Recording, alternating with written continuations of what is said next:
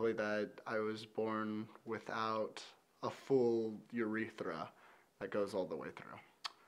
I guess with all the surgeries when I was younger, I have flashbacks. I can't remember it wholly, but when I was younger, being in and out of the hospital for these surgeries, and one instance being at my cousin's house where the flow of urine actually stopped and kind of going into panic mode where I wasn't able to use the restroom, I definitely knew something was wrong there. The scariest thing about this whole situation was that it seemed to never take.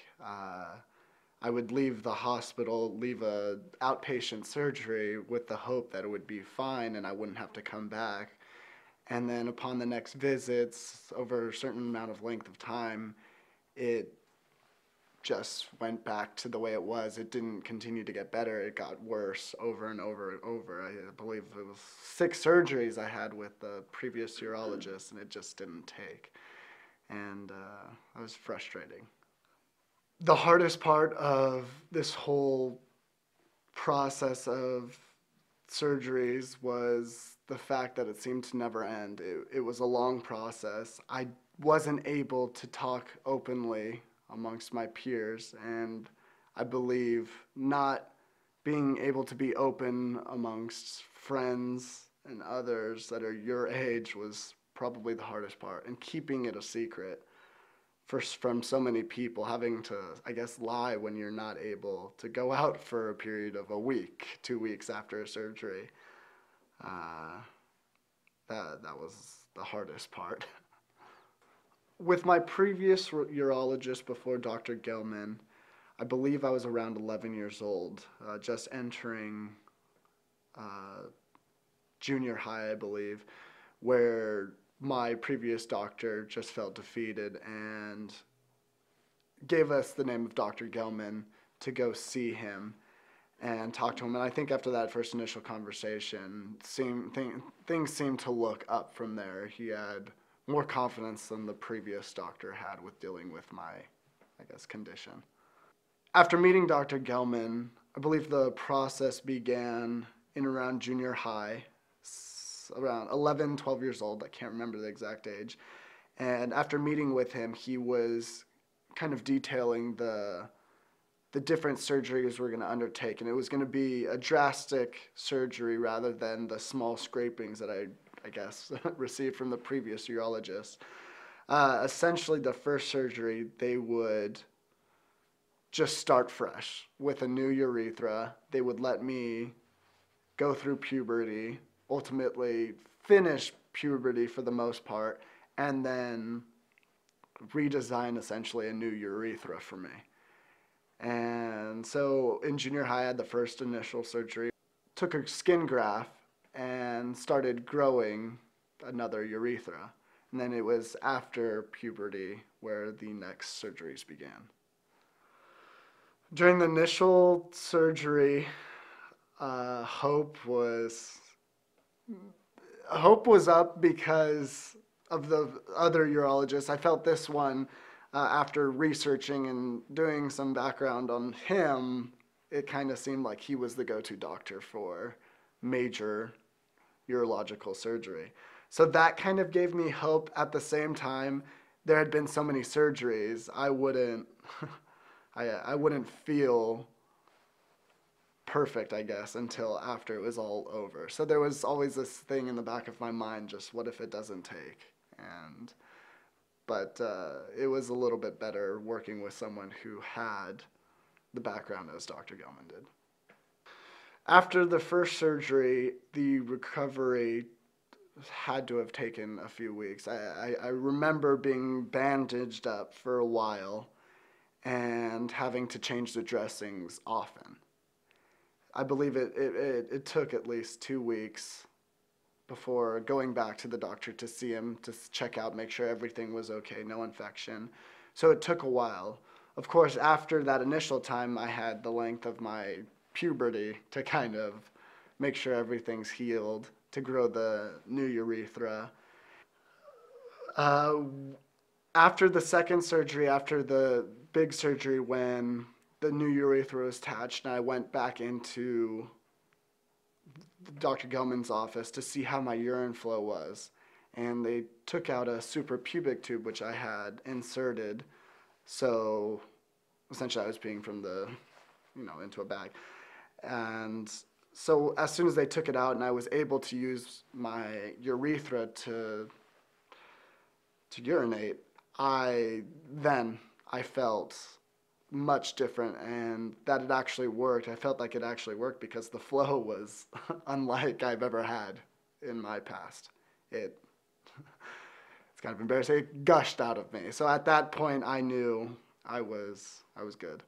After the second surgery, I was age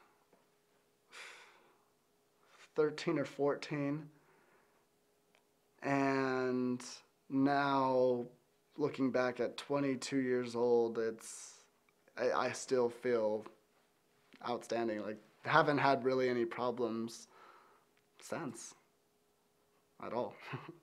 With my experience of doctors, I understand that there's a lot of good doctors, but there's very few great doctors. So with dealing with all these surgeries, I think I've found a great doctor in this type of field. And some who take the extra detail, whereas some doctors will pass off some of the small little details off, whereas great doctors want to make sure everything's done to their type of excellence. I can't think of a better word right now. The hardest part for me during this whole 18-year process, actually, it was my inability to make him understand. As a child, their experience is very, very limited, and they think of the now and today and his fears, and someone will know, and I can't talk to anybody, and I'm going to be a freak, and those were the things that were very, very hard for me to deal with. And I felt very bad for him. And all I could do was just try to keep reassuring him that, just because you're different doesn't make you unlovable. And it took him a while to figure that out. And actually, it wasn't me who actually convinced him of that. I think it was his girlfriend when they reached that age.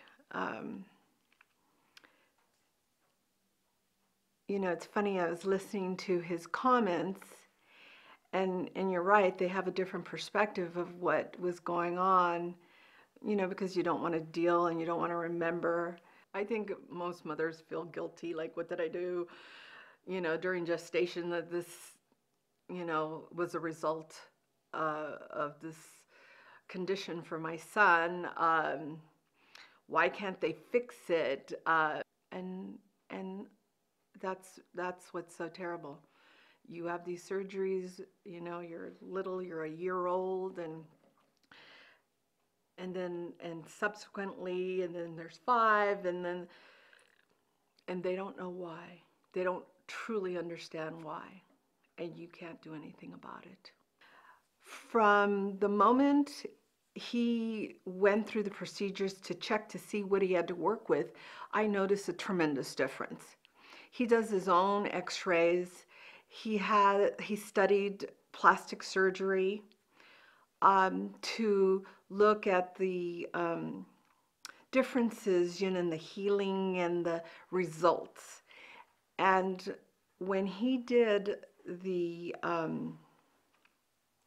to create the new tissue, he took a graft from Eric's hip.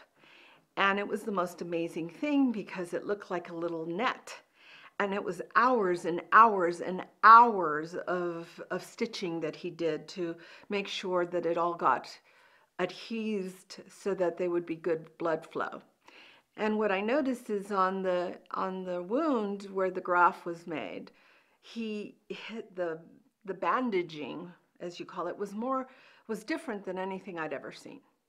It was gel-like, it was different, it was to promote so that it would have, again, a great result. So those were big indications to me. I have found that Dr. Gelman, because he's brilliant, and I would say that unequivocally, they have their own little world that they go and ring to, and they're always thinking, and so that was a differentness. He changed my life, not only because of my son, but he really opened up to me a reassertion that there's good people at everything.